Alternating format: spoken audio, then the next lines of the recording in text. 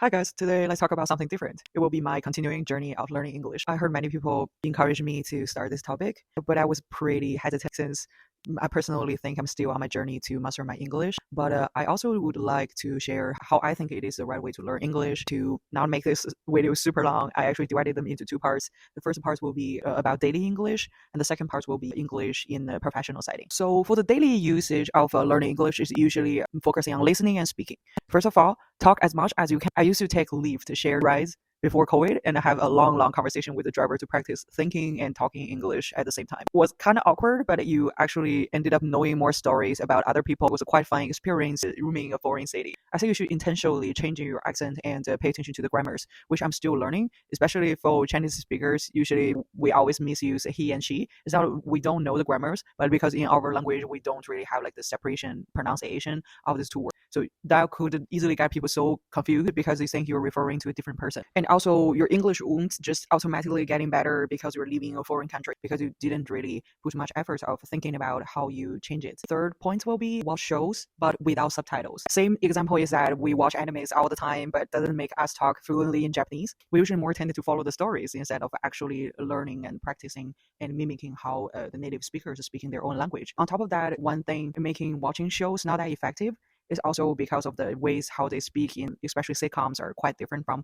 what people speak in real life. You can be cringe if your English are solely based on the shows. So, like mimicking Chandler Bing talk in Friends is not going to be the way you want to go. So podcasts and interviews might be a better way to see how real people talk in real life scenarios. Number 4, get used to the culture of small talk. I feel most of the friendly Americans have small talks. To start a smooth small talk is actually the best way to making friends and to leave a good impression on your coworkers. That's actually a best opportunity to get to know their culture. Number 5, giving up the usage that is no longer used.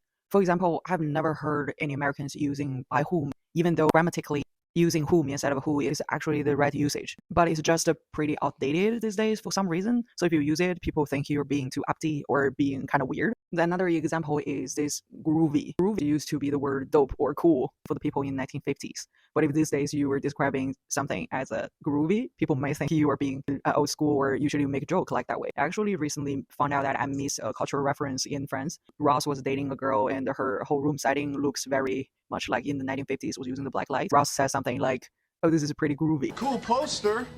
Or should I say, groovy poster? I didn't get it because the subtitle would just tell you Ross said, "Oh, those paintings are pretty." So basically we'll miss the joke about him making fun of the girl saying like her decoration is pretty old school. Pay attention to some certain pronunciations that was connected with our native language. For example, for us Chinese, since we don't have the pronunciation of V in our language, so most of the time, at least for me, when we pronounce some words with a V, we usually more intended to do W instead of V. The hardest one for me is because I work in the biological lab, and sometimes I need to thaw the cells and put them into a cell culture plate.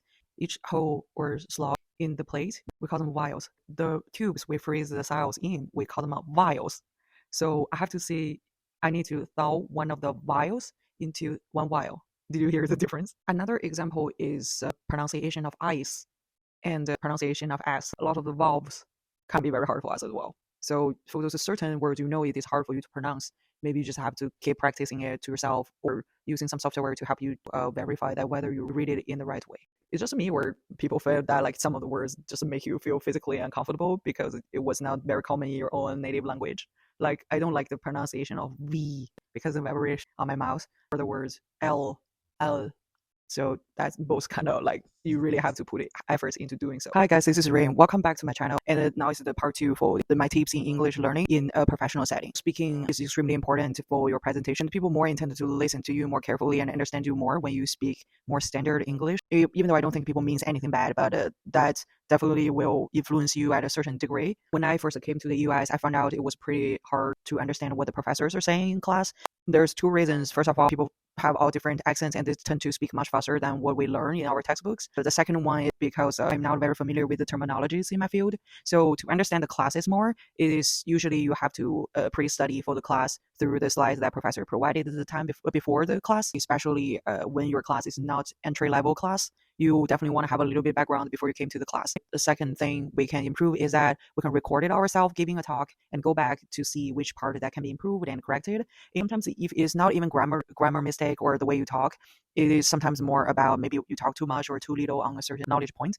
You definitely want to go through and see whether you can truncate it or make it longer. Third is pay attention to what other scientists talk and see whether you can adapt it to it. Collect the words you don't understand and write them down when people are asking the speaker questions, because those questions can be asked to your presentation as well. You don't want to be in the position that you don't even know the words they were asking means. But if you really don't understand the question, you can always ask the people to rephrase themselves. Sometimes you don't understand other people. It's not about language, but about culture. I had a time that I can talk just fine with anyone, but it's hard for me to speak in a group. Finding the right time to chime in and understanding the culture reference is a chronic training process.